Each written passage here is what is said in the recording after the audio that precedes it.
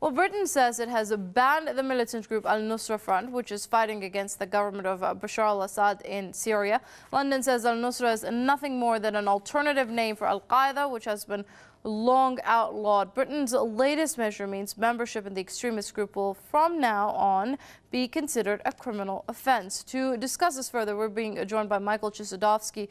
He's with the Center for Research on Globalization in Montreal. Many thanks for joining us here on Press TV, Professor Chossudovsky. Now, looking at how the Britain is calling al-Nusra Front nothing but another name for al-Qaeda, one has to ask, what took them so long to recognize this? Well, this is a very important question. I should mention that the United States had already put al-Nusra on the State Department list. The United Nations Security Council, of which Britain is a member, has al-Nusra on their terrorist list. So that in effect, I think that Britain is simply towing the line and putting this terrorist organization on the blacklist, while at the same time supporting them covertly in violation of their own anti-terrorist legislation.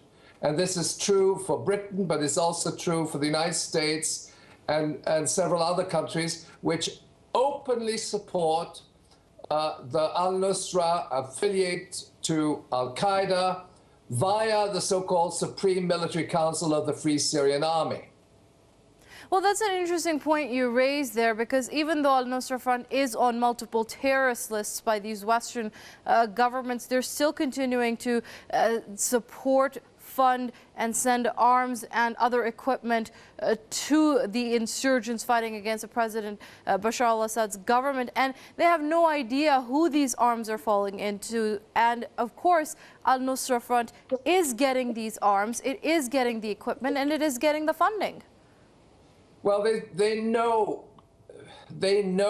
in whose hands these weapons fall, because al-Nusra is the only relevant military or entity or paramilitary entity in Syria which is currently fighting government forces. So that in effect all the aid, or most of the military aid from US and allied forces, including the United Kingdom, is in fact channeled through the Supreme Military Council to al-Nusra. And I should mention also that al-Nusra is being trained in the use of chemical weapons, and in fact that training is often entrusted to private security companies, in other words mercenary companies, and British mercenary companies. Now, there's another dimension to this release concerning al-Nusra by the British authorities. In a ceremony which took place, I believe, yesterday,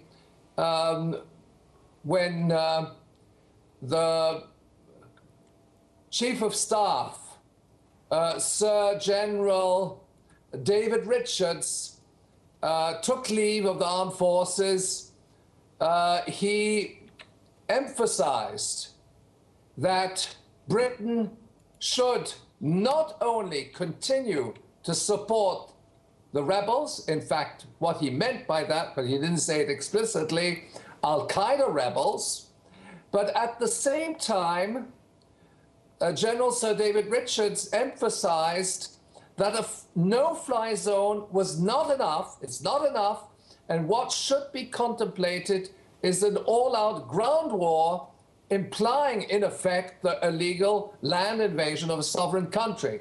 And he was very explicit on that. He said, we should support the rebels, but we should also send in ground forces into Syria. Now, whether this is his personal position or whether it is actually the position of Britain's top military brass remains to be established. But it suggests that the UK must be prepared to go to war with Syria in violation of international law, not only by supporting an illegal terrorist organization, namely al-Nusra, but also contemplating actions which would imply sending in ground forces again in support of the alliance's foot soldiers, al-Nusra, which are trained and financed out of Qatar and Saudi Arabia. Okay, thank you very much. That was Professor Michel Chossudovsky with the Center for Research on Globalization. I'd like to thank you for joining us here on Press TV, sir.